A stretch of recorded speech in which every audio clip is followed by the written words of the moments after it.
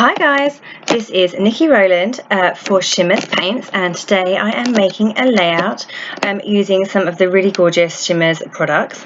So I'm going to start by making a background. I'm starting off with a piece of white card, and I'm going for a Christmas layout today. I'm still working with some of my December kit that I received from HipKit, and I'm going to use some of the items that were in the colour kit that are from Shimmerz to create this background, and some other colours as well. I'll list all of those in the comments below. I'm starting off, I wanted to kind of create this striped effect across the background, so I'm using a piece of packaging to apply the different colours. I was concerned that my splodges wouldn't go in the right places, so I'm keeping my paint fairly thick. The first colour I put down is called the Holly and the Ivy, and it's an Inklingz, so therefore I have control over the amount of water I put into the paint in order to keep it thick or not thick. So I kept it fairly thick so that I could control where my watercolour paint was going to go. The second colour I've added there is a Shimmerz paint, and it's called It's Meant to Be. This is the most gorgeous colour I've ever seen. It's a Shimmerz paint, so it's already mixed. It's not one that you have to activate with water. I didn't add much water to it, a little bit, in order to make it slightly more runny. Each time I'm adding a colour, I'm there also adding extra water to my piece of packaging and adding some flicks of paint as well. And because I'm away on vacation at the moment filming this, I don't have a heat tool to hand. I am drying each section with a piece of paper towel because I say no heat tool, and I just can't wait for each layer to dry in between each one, otherwise I would literally be here all day. The middle colour there, the red one I've put on, is called Red Necking, and that is a Creameez paint. And then this slightly lighter one, the pinker one, is called Good Old Summertime, which is a Creameez, and that's one you have to activate with water as well. And this one at the top is the very beautiful gold minor 49er Inklingz, and again I say I've added water to it in order to activate it, and I've picked it up and put it onto a piece of packaging and then smooshed it on as we normally do. So that's one of my favourite ways of applying colour to a background, and normally I put my white backgrounds onto a coloured border, pattern paper border, but in this case I decided to let the background speak for itself. I'm kind of going for a ombre effect, you know, with the dark at the bottom going up to light at the top, and I didn't have a piece of paper that went with that, so I've gone for no border, which is a little out of my comfort zone. I wanted to bring in some red into the layout, so I've put a small amount of checked red paper behind my photo, just as a photo mount, and in a minute again I'll add a piece of blue as well, just because it needed a little lift. I'm working with a 6x4 photo. It's actually slightly smaller than that, but I don't normally work with that size. I normally go smaller and I only have one or two photos that are small, but in this case I've got one photo which is a larger one, which I say slightly out of my comfort zone. I decided that it's going to go right in the middle, and now what I'm doing is I'm going through some of my Christmas stash, mostly from the HipKit Club, and I'm just pulling out all the embellishments that I can that will that will match the colours that I've got on the background.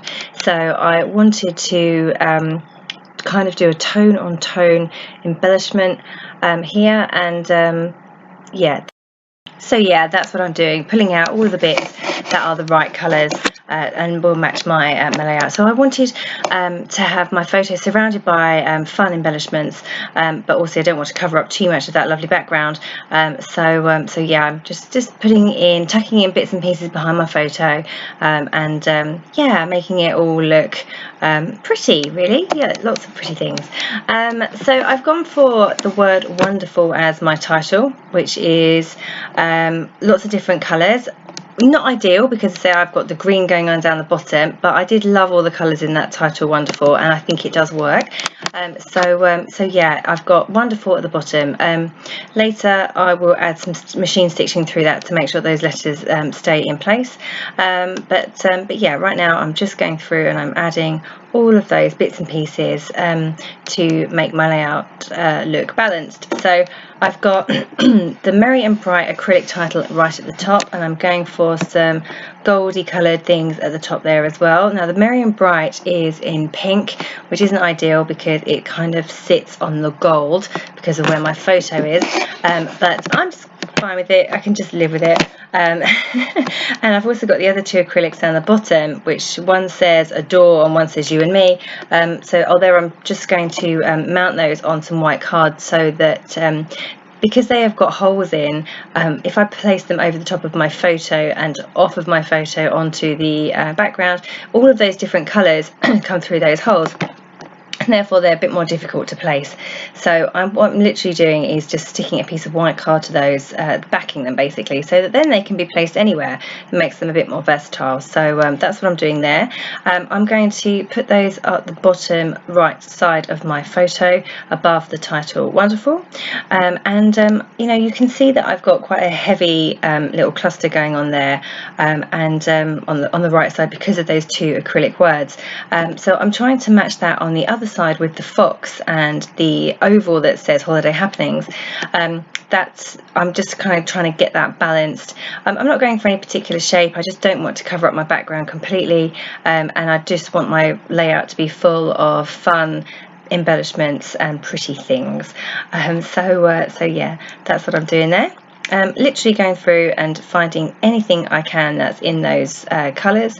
So I've got some stickers there from Pink Fresh Studio, and I've got lots of ephemera going on and some wooden buttons which are exclusive, yeah, it's all coming together nicely. I'm really liking what I see. I'm wondering whether I should go back and add some more splatters on the side. I think in the end I decided not to, but I keep toying with that idea, just to extend the colour across the page. I figured at the beginning that I would probably trim the layout down so I could put a coloured border on it, but as I didn't do that, I have now got some extra white space that I possibly wasn't expecting to have. So whether or not I should go through and add some more splatters was something that I considered quite a lot, but in the end I decided not to. What I'm doing now is just adding some sequins. I'm doing again tone on tone to make sure that all of my sequins are the right colours, what I'm doing now is adding in some gold thread. I really needed to bring in a bit of gold sparkle. There's some foiled gold bits on some of the embellishments, so I got these little tiny bits of gold popping up here and there, and I just wanted to pull that through the rest of the layout a bit more, so I've added a few twiddles of gold thread around the layout, and what I did there was add some machine stitching through my title and then through the little golden tree at the top, and then I've just pulled those threads through onto the back. Now I'm considering where I can put my journaling. I don't have a massive story to tell about this photo, it's just a lovely moment, and in the end there didn't seem to be anywhere to put it, so I have just put the date in and left it there. Okay, so I'm going to call that done. I'm all done there. Thank you so much for joining me today. That was Niki Rowland for Shimmerz Paints.